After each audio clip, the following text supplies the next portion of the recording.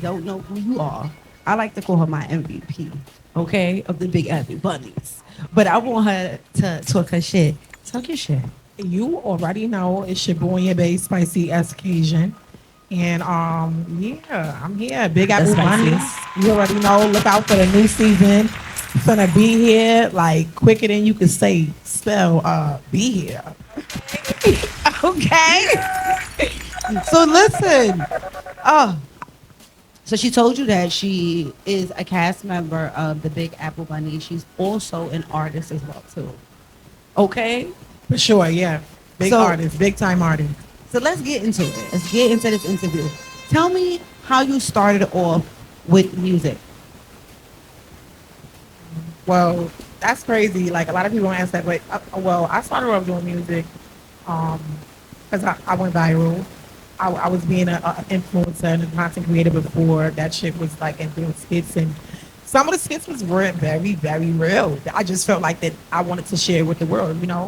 Me, growing up, like outside of my family, I didn't really, have much family to share experiences with, whether good or bad. So, I always found that, people watching me and wanting to watch me, gave me an audience to share my, everyday goings on with. And they started to show that they gave a fuck. They care. So I was always doing shit and always going viral since the World Star Hip Hop days.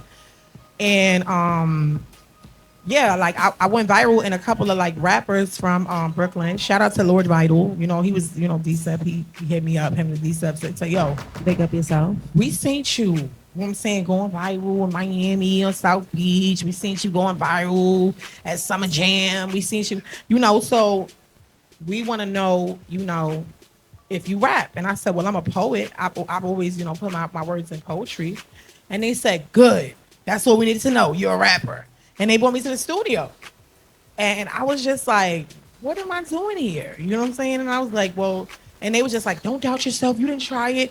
You sound like Little Kim, but you own your own thing. And I was like, I don't want to sound like anybody. I love Little Kim. Shout out to Little Kim. That's yeah, Big up shout Lil' out. Kim. Yeah. So I went in there and he wrote me a song originally because I was like, well, if I'm a come and I'm a, be on be in the studio with y'all, at least, let me, try to write for myself. I feel like I can rap. I write really good poetry, extremely good poetry. So I feel like what's a rap? Couple bars. Indeed. Put a That's little gotta beat, put put it a to beat a of that beat. shit. Put a beat of that shit. And they was like, no, we gotta write this first record for you. And I was like, well, all right. It would give me an opportunity to hear myself. And sometimes, you know what? That's what a lot of, I can say a lot of newer artists and newer entertainers, they don't have that factor, like where they're willing to take a creative direction, especially so prematurely, like so early on in their career, like they just be thinking like, yo, I got bars, I should be at the Grammys in the front row right now. What are you talking about? Are you dumb? Give me $1 million check, 5 limos, 2 mansions, like A jet. and they've been like doing this shit for like a year, I said it again, for like a year. Some of them, and that's just me being nice, because a lot of them, they really been doing this shit, struggling on for a couple months, couple weeks.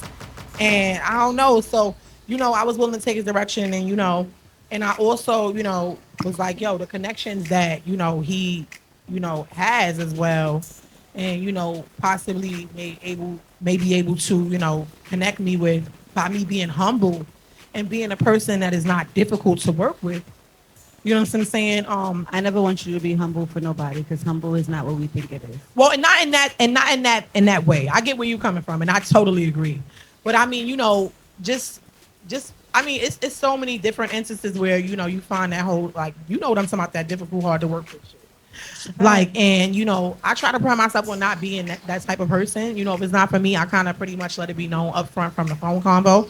People hit me and they want me to do, hey, listen, I got an idea. To listen. If it's like, I'm like, no. You know what I'm saying? If it's something I could fucks with and I could, go be a part of and collaborate on, and I'm on it like every time. But I have that. I come with that energy.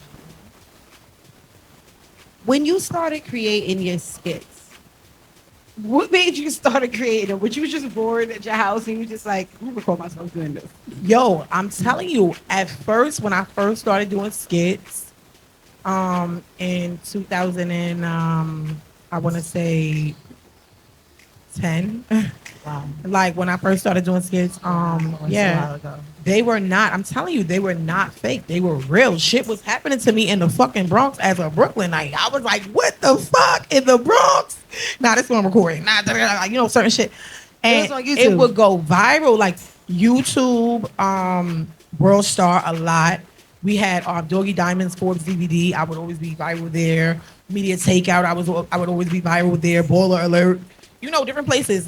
At the time that were either around then, still around. Even bigger than what they are. And shout out to all those platforms too, because